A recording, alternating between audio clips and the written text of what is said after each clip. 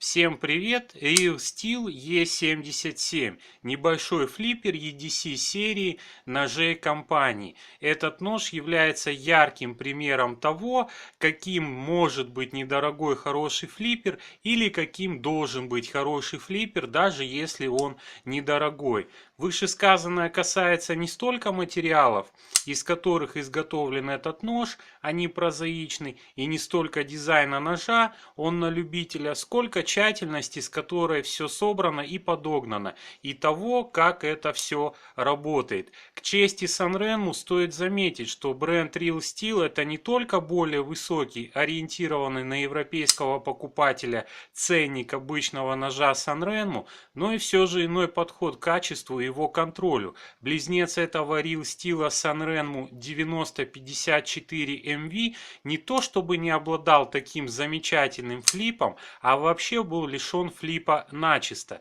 Поэтому шпеньки, кои на этом ноже можно считать атовизмом, на предшественнике были порой необходимы. Хотя для предпочитающих открывать клинок с помощью шпеньков не возникнет никаких преград для совершения этого действия на этом ноже. К шпенькам удобно подбираться большим пальцем благодаря скошенным выемкам на плашках рукояти, которые также хорошо справляются с ролью подпальцевых выемок для указательного пальца при захвате ножа. Выемки сделаны симметрично на обоих накладках рукояти, изготовленных из G10. Накладки рукояти просто отлично подогнаны к лайнерам и с их углов сняты полукруглые фаски. Текстурированы накладки рисунком под карбон. Тактильно такой рисунок более цепкий, чем привычная мелкая сеточка. Целых 3 бонки и 6 винтов выделили для крепления половинок рукояти друг к другу такого небольшого ножа. Решение смотрится солидно и кажется надежным.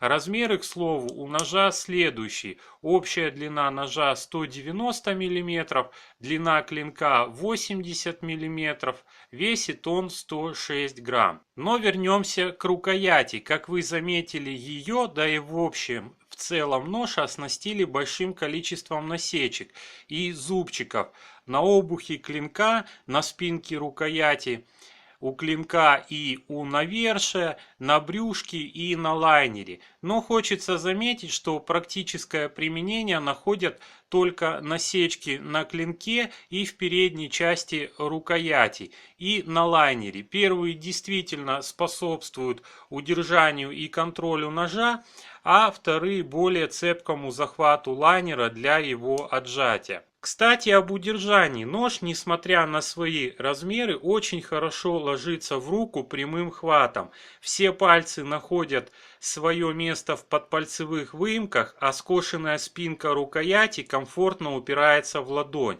Соскользнуть указательному пальцу не дает плавник, образующий подпальцевой упор. Вполне удачная и удобная форма рукояти. Но, в общем-то, благодаря этой же форме ножик никак не хочет удобно залазить в руку обратным хватом. И пальцы не попадают в подпальцевые выемки, да и большой палец на острый конец рукояти ложиться не хочет. Для ношения ножа на кармане предусмотрена 4-позиционная клипса, которая крепится 2 винтами через накладку в лайнер, для чего в накладке сделаны выборки под ушко клипсы. В положении клипсы Tip Up нож будет несколько больше торчать из кармана, чем в положении Tip Down. В этом случае он практически полностью скрывается в кармане. Порадует нож любителей строго по центру стоящих клинков, строго по центру стоящим клинком. А вот любителей заходящих на начало пятой клинка лайнеров он может немного огорчить. Не очень толстый лайнер становится ближе к середине пятой клинка. Обе категории господ ножеманов без сомнения оценят как флип клинка, так и тот факт, что он при этом не люфтит совершенно, даже в пределах допустимого. Все это стало возможным без применения новейших веяний в виде подшипников, а токмо благодаря трудолюбию и расчетливости китайских производителей и благодаря двум шайбам, одной черной фторопластовой и одной бронзовой. Наверное, всех без исключения будет терзать вопрос, для чего нужно отверстие на клинке, совмещенное с вырезом на рукояти. К сожалению, умалчивает старательно об этом производитель, но немного может приоткрыть завесу тайны история. Близнец и, видимо, все-таки его предшественник Sanrenmo 9054MV не имел замка, и одно из мнений с помощью подручных средств подходящего диаметра и вот этого отверстия можно было зафиксировать клинок. Клинок изготовлен из стали 8 хром 14 молибден ванадий с обещанной твердостью закалки 57-58 единиц по Роквеллу. Очень сильно любит компания Real Steel такую форму клинка, этакого брюшистого дроппойнта, которую можно увидеть на многих ее ножах в различной степени выраженности. Судя по всему, господин Лян Ганг, а именно он является дизайнером этого ножа, считает, что основная задача EDC ножа резать и резать хорошо. Поэтому клинок наделили сильно вогнутыми бритвенными спусками и сведением в 0,4 мм. На самом кончике сведение чуть толще 0,5 мм. Вполне приличные характеристики для того, чтобы радовать владельца реза. Даже с заточкой из коробки, которая между тем отлично показывает себя в неравной борьбе с бумагой.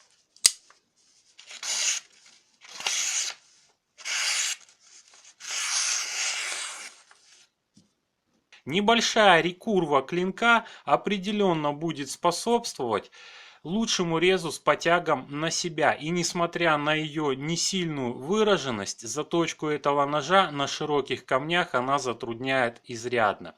Финиширован клинок, как вы уже успели заметить, поперечным сатином. И по традиции о стоимости. Справедливая стоимость этого ножа лежит в районе $27. Это был EDC флиппер от Real Steel E77. Настоящий EDC и хороший флиппер. Всем спасибо, пока, до новых встреч!